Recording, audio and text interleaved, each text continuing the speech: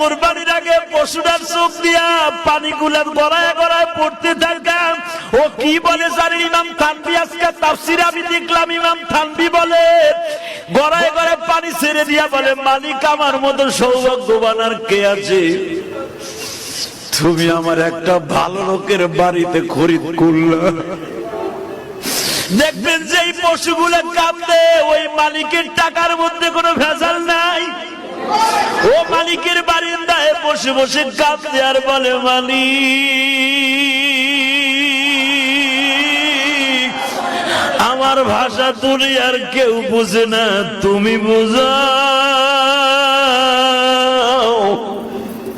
দেখবা কোরবানির একদিন আগে ওর মুখে কোনো খাবার দেয় না, যত দামি দামি খাবার দাও না কিন্তু খায় না, খোল ভুসি দাও খায় না, তাজা ঘাস দাও খায় না। এই